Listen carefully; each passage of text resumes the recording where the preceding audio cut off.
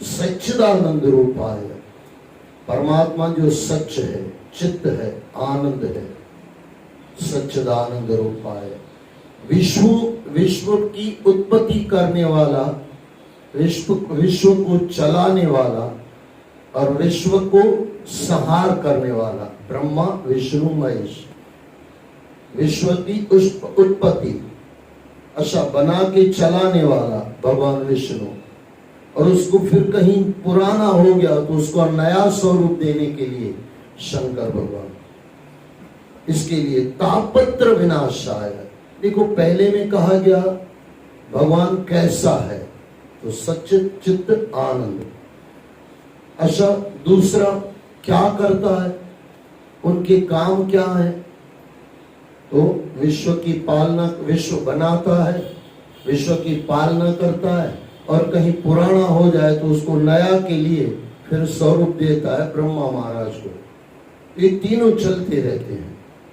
आदि सच, जुगाद सच, है भी सच, नानक होसी भी सच। लेकिन इससे भी पहले कुछ है तो ब्रह्म तत्व। लेकिन यहां दूसरा तापत्र विनाशाय। तापत्र क्या है, तीन दुख है, दैहिक दुख, भौतिक दुख और मानसिक दुख। तापत्र विनाशाय, चौथा कोई दुख नहीं है। यहां तो शरीर आपका तकलीफ में है, भगवान न करे कहीं टांग टूट गई, पैर टूट गया, कहीं शरीर की तकलीफ है। शरीर की जो भी परेशानी है वो दैहिक दुख है। दूसरा आता है दैविक दुख। दैविक दुख क्या होता है, कई बार बरसात बारिश ज्यादा पड़ जाती है, अच्छा कई बार बारिश पड़ती ही नहीं है, कई बार सूखा हैरान करता है और कई बार गीला हैरान करता है, यानी अति हो जाती है। कहीं गर्मी की भी अति हो जाती है, कभी ठंडी की भी अति हो जाती है। यह है दैविक दुख। तीसरा है मानसिक दुख। ये तीन दुख है। तापत्र विनाशाय यानी तीनों दुखों को जो नाश करता है। तापत्र विनाशाय, विनाशाय नाश करने वाला। अच्छा कहीं बारिश कम हुई, कैसे हुई, तो प्रार्थना किसको की जाती है, भगवान विष्णु को, क्योंकि वो संभालने वाले हैं। ये बराबर समझना। तापत्र विनाशाय ऐसे श्री कृष्ण भगवान को, श्री कृष्णाय वयम नमः, हम सब मिलके श्री कृष्ण भगवान को नमन कर रहे हैं। ये पहला श्लोक। आइए उसके बाद हम प्रवेश करें। और यहाँ श्रीमद् भागवत महात्मा आरंभ हो गया। इसके लिए आप सबको लाख लाख करोड़ करोड़ बधाई, वाधायूं वाधायूं वाधायूं वाधायूं। बोलो श्री कृष्ण भगवान की जय। और सचमुच श्रावण मास है, और वैसे हमने देखने जाओ तो जन्माष्टमी में शुरू किया है। कल ही थोड़ा कल मैंने आपको बताया था, श्रीमद् भागवत का अर्थ बताया था, और थोड़ा सा अर्थ सुन लो। श्री यानी शक्ति, मध्य यानी अपमान। अपमान न आ जाए किसी का भी। किसी को पढ़े लिखे का अभिमान होता है, किसी को लक्ष्मी का अभिमान होता है, देख लेना, होता ही है, करीब करीब होता है। और किसी को शक्ति का अभिमान होता है, किसी की भुजाओं में जवानी को अपना जोश होता है, उसको शक्ति का अभिमान है। कोई पढ़ा लिखा है तो उसको पढ़े लिखे का अभिमान है, सरस्वती का अभिमान है। किसी को कुछ नहीं है, लक्ष्मी है तो लक्ष्मी का अभिमान है। लेकिन ये तीनों को नाश करने के लिए क्या चाहिए, श्री को नाश, यानी ऐसी शक्ति को नाश। शक्ति नाश नहीं होगी, जो मत होगा, अपमान होगा, वो नाश होगा। किसकी कृपा से, जय जय श्री राधे। वो राधा पर, राधा महात्मा। राधा कौन है भाई, कभी बैठ के फिर आगे कभी आएगा विषय तो मैं आपको कहूंगा। राधा यानी श्री कृष्ण भगवान की शक्ति। और शक्ति कृष्ण भगवान के नहीं हो, ऐसा हो नहीं सकता है। जहां भी कृष्ण होगा वहां श्री राधा होगी होगी, राधा होगी होगी। और इसलिए ऐसे श्री कृष्ण भगवान को नमस्कार है। अच्छा ये तीनों दुखों में से कोई ना कोई तो दुख हमको होगा। या तो शरीर का दुख होगा, जरूर होगा, कुछ ना कुछ तो होगा। शरीर की पीड़ा होगी, तापत्र विनाशाय, वो मैं आपको बता रहा हूं। तीनों दुखों में से कोई ना कोई तो दुख हमको होगा। या तो हम मानसिक तकलीफ है, कोई तन दुखी, कोई मन दुखी, कोई धन दुखी। और सुखी राम का दास, फिर राम कहो, कृष्ण कहो, शंकर कहो, कोई भी भगवान कहो न, माता कहो। लेकिन तीनों दुखों में से कोई भी दुख है, भागवत के चरणों में आ जाओ। और फिर मैं आपको 2 मिनट में बात कह के आगे बढ़ जाऊं, 1 मिनट के बाद कह के आगे बढ़ जाऊं। आप बहुत नसीब वालों हो कि आपको भागवत मिल रही है, और मैं भी नसीब वाला हूं, मैं भागवत में प्रवेश कर रहा हूं। ये पुण्यों से मिलता है, ऐसे नहीं मिलता है। पुण्य जमा, अच्छा समझना, भागवत पढ़ना भी पुण्य है, सुनना भी पुण्य है। लेकिन पुण्य होगा तो भागवत सुनोगे और पढ़ोगे। आप बोलोगे ये क्या नाटक है? अच्छा, आप दुकान पे जाते हो ना, कमाने जाते हो ना, लेकिन पहले खर्चा करोगे कि नहीं?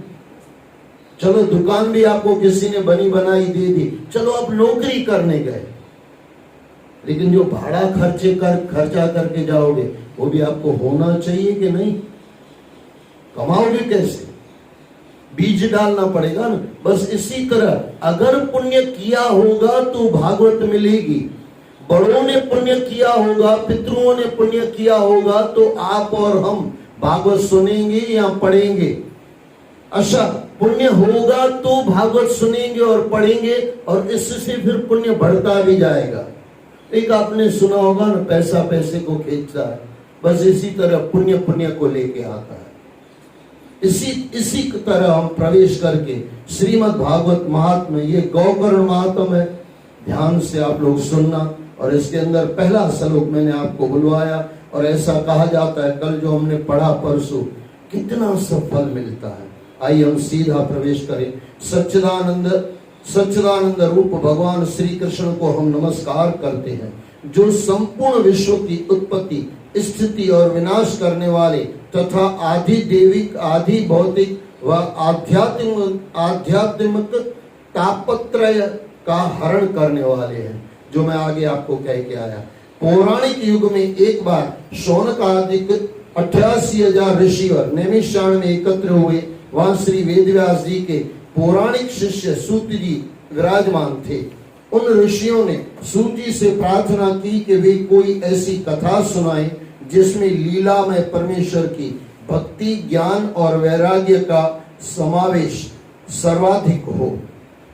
इस घोर कलयुग में संसारी व्यक्तियों के लिए ज्ञान और उस राक्षस के समान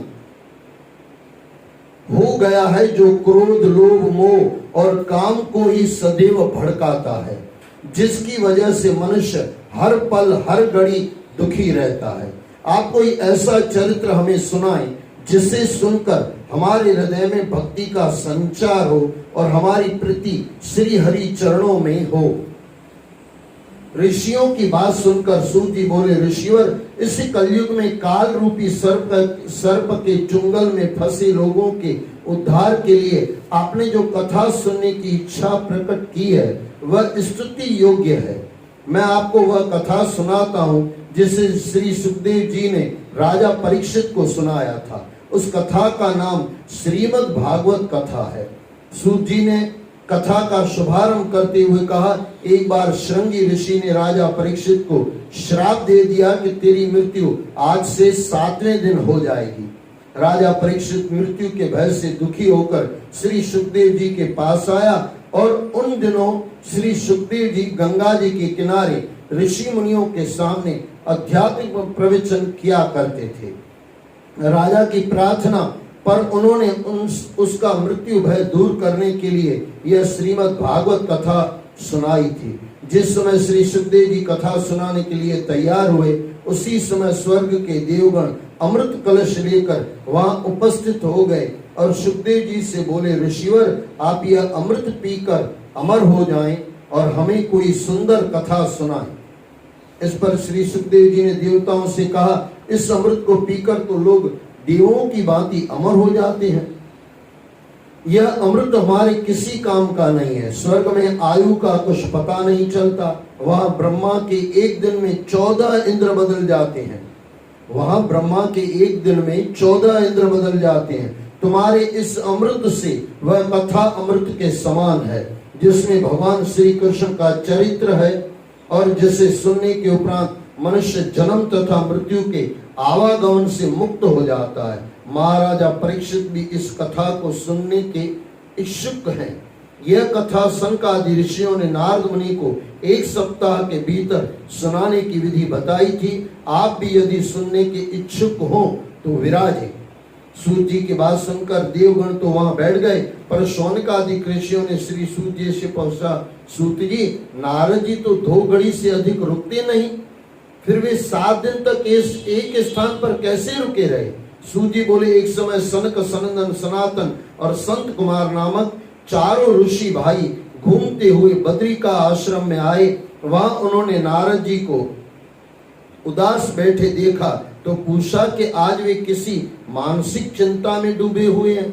इस पर नारद जी ने उन 4 ऋषियों को प्रणाम कर अपनी चिंता का कारण बताते हुए कहा कि इस कलयुग में वे चारों ओर घूम फिर कर आए तो उन्होंने देखा कि हर तरफ आपाधापी मची है। सत्य का पालन, पवित्र तपस्या करने का व्रत, दान और दया सभी लोग छोड़ चुके हैं। अपने माता पिता का कोई आदर नहीं करता। सभी अपने अपने स्वार्थ और सांसारिक मोह माया में उलझे हुए हैं। सभी अपना पेट भरने में लगे हैं। बात बात में झूठ बोलते हैं। साधु सन्यासी ढोंग करते हैं। सभी पैसों के लालच में कुछ भी करने पर उतारू हो जाते हैं। सर्वत्र अधर्म और नीच कर्मों का बोलबाला है। यह सब देखते हुए वे जब मथुरा नगरी में यमुना किनारे पहुंचे तो वहां एक स्त्री को उन्होंने रोते हुए देखा। उसके पास 2 बुढ़े अचेत अवस्था में पड़े थे। कोई भी उस स्त्री की सहायता करने नहीं आ रहा था। उन्हें देखकर वह स्त्री अपना दुखड़ा सुनाने लगी। वह कह रही थी कि वह भक्ति है और ये दोनों अचेत पड़े हुए बुढ़े उसके 2 बेटे ज्ञान और वैराग्य हैं। यहाँ आसपास जो 3 स्त्रियां बैठी रो रही है, ये गंगा, यमुना और सरस्वती नदियां हैं जो मेरी सहायता के लिए यहाँ आई है। मैंने द्रविड़ प्रदेश में जन्म लिया है। कर्नाटक में मैं सियानी होकर दक्षिण में रही। वहां से चलकर मैं गुजरात पहुंची और वहां मैं बुढ़ी हो गई। लेकिन जब मैं यहाँ वृंदावन में आई हूँ तब से मैं फिर से जवान हो गई हूँ। परंतु मेरे ये दोनों बेटे ज्ञान और वैराग्य कलयुग के पापों की अग्नि से भस्मीभूत होकर अचेत हो गए हैं, बुढ़े हो गए हैं। इसी से मैं दुखी हूँ। मेरे पुत्र तो बुढ़े और मैं जवान हूँ। ऐसा देखकर सन्यासी लोग मेरी हंसी उड़ाते हैं। नारद जी ने उसे समझाया कि कलयुग की वजह से तेरे पुत्रों ने अपनी मर्यादा का त्याग कर दिया है। भाव यही है कि कलयुग में भक्ति के द्वारा ही परमात्मा का मिलना संभव है। ज्ञान वैराग्य को कोई नहीं पूछता। राजा परीक्षित ने भी दया करके कलयुग को छोड़ दिया था। इसी का परिणाम उन्हें भुगतना पड़ रहा है। दूसरे लोगों को भी धर्म कर्म छोड़ देने के कारण दुख उठाना पड़ रहा है। केवल भजन कीर्तन के द्वारा ही नारायण को प्रसन्न किया जा सकता है। कलयुग का यही धर्म है। इस युग में तो ब्राह्मण दान लेकर भी प्रायश्चित नहीं कराता। सभी के मन में क्रोध, लोभ, काम और अहंकार भरा रहता है। नारद जी की बात सुनकर भक्ति ने कहा, ऋषिवर आप धन्य हैं। मुझे बड़े भाग्य से आपके दर्शन हुए। आप सभी का दुख हरने वाले हैं। आप कोई ऐसा उपाय बताएं कि मेरे ये दोनों पुत्र ज्ञान और वैराग्य फिर से युवान हो जाए। इससे मेरा दुख छूट जाएगा और मुझे फिर से जीवन दान मिल जाएगा। मैं आपको बार बार नमन करती हूँ। कृपया कर मेरा दुख और कलेश दूर कीजिए। अध्याय 1 अध्याय 2 शुरू हुआ। नारद द्वारा भक्ति को प्रबोधन, बोध तथा दुख निवारण हेतु साधु पुरुष की खोज। नारद जी ने स्त्री रूपी भक्ति से कहा, हे देवी, तुम अब श्री कृष्ण का ध्यान करो और समस्त चिंताओं को छोड़कर उन्हीं में अपने मन को लगाओ। श्री कृष्ण तुम्हारे समस्त कष्टों को दूर श्री कृष्ण तुम्हारे समस्त कष्टों को दूर करेंगे। उन्होंने ही दुर्योधन की भी सभा में द्रौपदी की पुकार पर उसकी लाज बचाई थी, और जब ग्राह ने जल में हाथी का पैर पकड़कर खींचना चाहा, तब उन्होंने विष्णु रूप में गजेंद्र की पुकार पर उसके प्राणों की रक्षा की थी।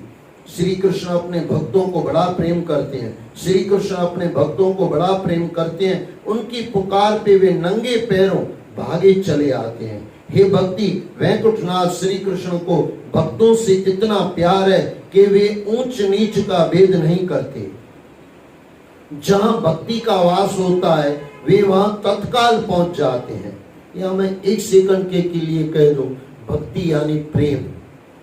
जिन प्रेम किया तिन ही प्रभु पाया। बार बार भक्ति का आएगा, लेकिन फिर मैं कह दूं भक्ति यानी प्रेम। आपको परमात्मा के लिए प्रेम है, परमात्मा हाजिर है, वे तत्काल वहां पहुंच जाते हैं। सतयुग, त्रेता और द्वापर युगों में ज्ञानी लोग यज्ञ, तप, दान व धर्म करके मोक्ष प्राप्त करते थे, परंतु कलयुग में तो भक्ति के द्वारा ही जीवों का इस भव सागर से उद्धार हो जाता है। ज्ञान और वैराग्य को इस युग में कोई नहीं पूछता। जिसके हृदय में भक्ति तेरा वास रहेगा, वे पापी होने पर भी भय मुक्त होकर वैकुंठ धाम को प्राप्त करेंगे। परमात्मा का दर्शन यज्ञ आदि से इतना शीघ्र प्राप्त नहीं होता जितना कि भक्ति के द्वारा सहज रूप में हो जाता है। इसलिए परमात्मा ने भक्ति को ही सर्वोपरि रखा है। नारद जी की बात सुनकर भक्ति की शंका दूर हो गई। वह बोली, हे ऋषिवर नारद जी, आप धन्य हैं। आपने जिस प्रकार मुझे धीरज बंधाया है उसी प्रकार आप मेरे पुत्रों को भी जगाओ। मेरे द्वारा अनेक प्रयास करने पे भी इनकी चेतना जागृत नहीं हो पा रही है। मुझे इनके लिए बड़ी चिंता हो रही है। नारद जी भक्ति से कुछ कहते तभी आकाशवाणी हुई, हे नारद जी, ये दोनों बिना सत्संग के जागृत नहीं होंगे। एक सेकंड के लिए फिर मैं दोहरा दूं, याद रख लेना, हम जो भी नशे में डूबे पड़े रहते हैं ना, संसार के नशे में, उसको भी जागृत होने के लिए हर इंसान को सत्संग अतिशय जरूरी है। इसके लिए किसी साधु जन को खोजो। नारद जी ने इधर उधर देखा तो उन्हें अपनी ओर आते हुए संक आदि मनुष्य दिखाई दिए। उन्हें देखकर नारद जी ने कहा, ऋषिवर, आपके दर्शन करके मेरा जीवन धन्य हो गया। आप योगी और ज्ञानी हैं, आपके तप की बराबरी कोई नहीं कर सकता। आपकी ही सामर्थ्य थी कि आपने वैकुंठपति के द्वारपालों जय विजय को पृथ्वी पर गिरा दिया था, और आपकी कृपा से ही वे पुनः वैकुंठ लोक पहुंच गए। आप दया करके भक्ति, ज्ञान और वैराग्य का दुख दूर कीजिए, जिससे चारों वर्णों में आपका यश फैले और कलयुग में जन्म लेने वाले प्राणियों का जीवन शुद्ध और पवित्र हो जाए। नारद जी की प्रार्थना सुनकर संत कुमारों ने कहा, नारद जी, श्री श्याम सुंदर के सभी दासों में आप सर्वश्रेष्ठ हैं। आपने जिस प्रकार भक्ति को उपदेश देकर उसका दुख हरण किया और भक्ति को ज्ञान तथा वैराग्य से उत्तम माना, वह अपने आप में सर्वश्रेष्ठ उदाहरण है।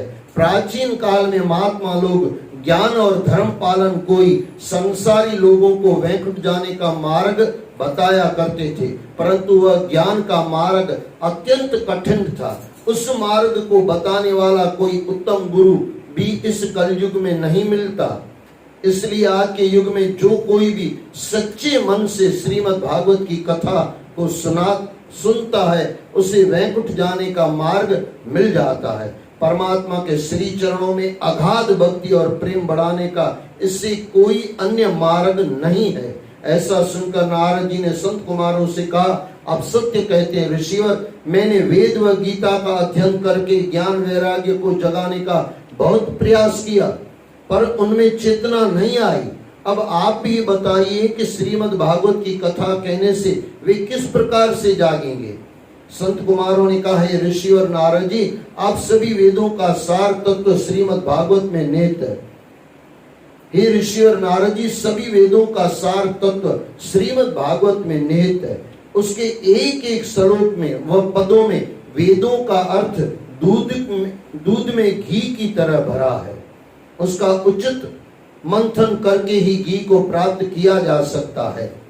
श्री वेदव्यास जी ने वेदों का मंथन करके उसके सार तत्व को श्रीमद् भागवत में भर दिया है। आप तो सब जानते हैं, फिर अनजान क्यों बन रहे हैं। श्री नारायण ने श्रीमद् भागवत के 4 श्लोक जी श्री नारायण ने श्रीमद् भागवत के 4 श्लोक श्री ब्रह्मा जी को सुनाए थे। आपने भी उन्हें सुना था और उन्हें आपने श्री वेदव्यास जी को बताया था। वेदव्यास जी ने विस्तार देकर श्रीमद् भागवत की रचना की थी। वही कथा सभी प्राणियों का दुख हरण करने वाली और इस संसार की मोह माया से उनका उद्धार करने वाली है। नारद जी ने गदगद होकर कहा, ऋषिवर, भाग्य से ही सत्संग प्राप्त होता है। आपके दर्शनों से यह सौभाग्य आज मुझे प्राप्त हुआ है। अब आप मुझे यह बताइए, इस भागवत कथा का पारायण कहाँ करना चाहिए और कितने दिनों में करना चाहिए। अध्याय 3 श्रीमद् भागवत की सप्ताह विधि और उसका फल। संत कुमारों ने कहा, ऋषि और नारद जी, हरिद्वार में गंगा जी की पावन जलधारा के तट पर यह कथा सुनने का बहुत अच्छा स्थान है। वहां पर वृक्षों की घनी छाया है। बहुत से ऋषि व मनीषी ज्ञान साधना में लगे हुए वहां निवास करते हैं। उस स्थान पर यह कथा रूपी यज्ञ करने से ज्ञान वैराग्य में लगे लोग जाग जाएंगे और भक्ति रस में आनंद से सरोभार हो जाएंगे। नारद जी बोले, ऋषिवर, आपको भी हमारे साथ चलना होगा। बिना आपके यह कथा यज्ञ पूरा नहीं होगा। नारद जी के आग्रह पर चारों भाई बद्रिका आश्रम से चलकर हरिद्वार आए और वहां रहने वाले ऋषि और मुनियों से उन्होंने श्रीमद् भागवत कथा कहने का मंतव्य प्रकट किया। उन्होंने उनसे कहा कि जो भी इस कथामृत का पान करना चाहे वे गंगा तट पर एकत्र हो जाएं। श्री नारद जी व संत कुमारों की वाणी सुनकर उस स्थान पे रहने वाले ऋषि भृगु, वशिष्ठ, च्यवन, मेघादित्य, गौतम, परशुराम, मार्कंडे, विश्वामित्र, पराशर और वेद पाठी आदि जितने भी ऋषि व मुनि वहां उपस्थित थे, सभी उस कथामृत का पान करने वहां आए। इन ऋषिवरों के अतिरिक्त वेद पाठी, गंधर्व, किन्नर, नागरिक, आबाल, वृद्ध व स्त्री पुरुष वहां एकत्र हो गए। वृद्ध व स्त्री पुरुष वहां एकत्र हो गए। जब श्री नारद जी ने शंख ध्वनि की तो देवगण भी अपने अपने विमान में चढ़कर वहां कथामृत का पान करने आ पहुंचे। सभी ओर से मंगल गान और जय ध्वनि होने लगी। सभी सोच रहे थे कि देखें कौन परमेश्वर की लीला का बखान करता है। नारद जी ने सभी को आदर पूर्वक स्थान ग्रहण कराया। जब सभी शांत होकर बैठ गए तो संत कुमारों ने नारद जी से कहा, ऋषिवर, हम आपको वह कथा सुनाते हैं जो श्री सुखदेव जी ने राजा परीक्षित को सुनाई थी। इस कथा में 18,000 श्लोक हैं। उन्हें सुनने और मनन करने से मुक्ति सामने खड़ी दिखाई देने लगती है। हे नारद जी, श्रीमद् भागवत की कथा सुनने से जो पुण्य फल प्राप्त होता है वैसा फल हजारों अश्वमेध यज्ञ व वाजपेयी यज्ञ करने से भी प्राप्त नहीं होता। जब तक इस संसार की मोह माया में लिप्त लोग इस कथा को नहीं सुनते, तब तक उनके पाप कर्म उन्हें दुख के गर्त में धकेलते रहते हैं। इस अमृतमयी कथा को सुनने के उपरांत सभी पाप इस प्रकार से दूर भाग जाते हैं जैसे सूर्य के उदित होते ही कोहरा छट जाता है। जो लोग श्रीमद् भागवत का प्रतिदिन 1 या 2 श्लोकों का पाठ भी करते हैं उनकी भी मुक्ति हो जाती है। और जो नित्य श्रीमद् भागवत का पाठ करते हैं और दूसरों को श्रवण कराते हैं उनके करोड़ों जन्मों के पाप जलकर भस्म हो जाते हैं। जो व्यक्ति श्रीमद् भागवत की पोथी सोने के सिंहासन पर रखकर वैष्णव जन और साधुओं को दान में देता है, उसे परमेश्वर उस भवसागर से मुक्ति देकर अपनी परम दिव्य ज्योति में लीन कर लेते हैं। इस मनुष्य जीवन को प्राप्त करके भी जिसने श्रीमद् भागवत की कथा को नहीं सुना, उसके जीवन पर धिक्कार है। उसे चांडाल के समान समझना चाहिए। ऐसे कुपुत्र को जन्म देने से अच्छा था कि उसकी माता बांझ ही रहती। संत कुमारों ने आगे कहा, उपस्थित सज्जन वृंद, इस कलयुग में यज्ञ, तप, दान और धर्म इस संसारी व्यक्ति से नहीं हो पाता। उसके मन में एकाग्रता भी नहीं आ पाती। मन सदैव चंचल रहकर इधर उधर भटकता रहता है। इसलिए स्वयं परब्रह्म परमात्मा ने श्री कृष्ण देवपायन वेद व्यास जी का अवतार लेकर यह कथा रची। यह कथा 7 दिन में सुनी जा सकती है। जो कोई व्यक्ति 7 दिन में चित्त लगाकर इस कथा को सुनता है, उसे सभी प्रकार के यज्ञ, तप, व्रत व दान करने का फल प्राप्त हो जाता है और उसका जीवन आवागमन के चक्र से मुक्त हो जाता है। इस महापुराण के 11वें सिकंद में एक स्थान पर श्री उद्धव जी श्री कृष्ण से ज्ञानोपदेश ग्रहण करके कलयुग के लक्षण को जानते हैं और श्री श्याम सुंदर के श्री चरणों में नमन करके पूछते हैं, दीनानाथ आप तो वैकुंठ को जा रहे हैं, फिर इस संसारी व्यक्तियों का उद्धार कैसे होगा? तब इस पर त्रिभुवनपति श्री कृष्ण ने कहा कि हे उद्धव, तुम बद्री का आश्रम में जाकर तपस्या करो, वहां तुम्हारी मुक्ति हो जाएगी। मेरे जाने के उपरांत भी इस संसार में श्रीमद् भागवत रूपी कथा इस जगत में सदैव रहेगी। जो मनुष्य एक सप्ताह तक भगवान कथा को सच्चे मन से सुनेगा, उसको मेरा दर्शन अवश्य होगा। इस सांसारिक लोगों को दुखों से मुक्ति दिलाने वाले पारायण समझना चाहिए। इसे सांसारिक लोगों को दुखों से मुक्ति दिलाने वाला पारायण समझना चाहिए। इसके सिवाय इस कलयुग में मुक्ति का कोई दूसरा उपाय नहीं है। इतनी कथा सुनाने के बाद सूत जी सौनकादिक ऋषियों से कहा, ऋषि श्रेष्ठ मुनिवर, जब भी संत कुमारों ने वहां सप्ताह का पारायण करके श्रीमद् भागवत की कथा सुनानी प्रारंभ की, तब सभी ने उसे पूर्ण मनोयोग से सुना। इस कथा के श्रवण से भक्ति के वे दोनों बुढ़े पुत्र ज्ञान और वैराग्य अचेत अवस्था से चेतन होकर उठ खड़े हुए। भक्ति का दुख छूट गया। सभा में भक्ति के पदापरण से सभी गोविंद हरे मुरारी का जप करने लगे। वहां पर भक्ति, ज्ञान और वैराग्य का ऐसा समागम हुआ कि सभी भक्ति रस में सरोभार होकर कलयुग के दुख को भूल गए। सभी का मन उस सप्ताह कथा से शुद्ध, पवित्र और एकाग्र हो गया। अध्याय 4। सप्ताह सुनने वालों को नारायण का दर्शन और आत्मदेव ब्राह्मण की कथा। सूत जी ने सौनकादिक ऋषियों से कहा, मुनिवर, जब सभी उपस्थित वैष्णव जन व ऋषि श्रेष्ठ श्रीमद् भागवत की सप्ताह कथा को सुनकर एकाग्र चित्त हो गए, तब श्री श्याम सुंदर ने जो पीतांबर धारण किए हुए थे, करधनी, मोर मुकुट, जड़ाऊ, कुंडल पहने थे, केसर व चंदन का तिलक लगाए थे, उद्धव और वैकुंठवासी अपने भक्तों के साथ वहां उपस्थित हुए और अपनी मधुर मोहिनी सूरत से सभी को दर्शन दिए। उस अमृतमयी कथा को सुनकर सभी की आंखों के सम्मुख श्री श्याम सुंदर की मूर्ति साक्षात प्रकट हो गई। उनके दर्शन करके सभी उपस्थित जन उनकी जय जयकार करने लगे। चंदन और पुष्पों की उन पर वर्षा करने लगे। धूप, दीप और नैवेद्य से उनकी पूजा करने लगे। शंख की तुमल ध्वनि से उनकी उपस्थित का जय घोष करने लगे। ठठ के ठठ लोग उमड़कर उनके चरणों में गिर पड़े। ऐसा अद्भुत आनंद देखकर श्री नारद जी ने संत कुमारों से कहा कि उन्होंने यह सप्ताह यज्ञ करके सभी को मुक्ति का अधिकारी बना दिया है। इनके अतिरिक्त और कौन लोग हैं जिन्होंने इस कथा को सुनकर मुक्ति प्राप्त की है?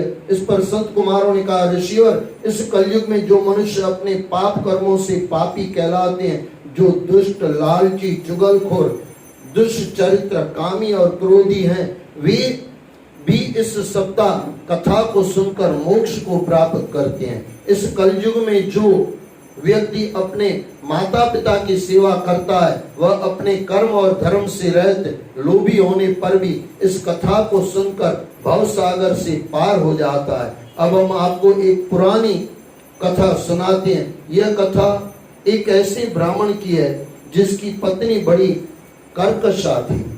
इसका अध्ययन हम कल करेंगे। बोलो श्री कृष्ण भगवान की जय। आइए, अमर न कहो नहीं है, स्वथा कहो भाई।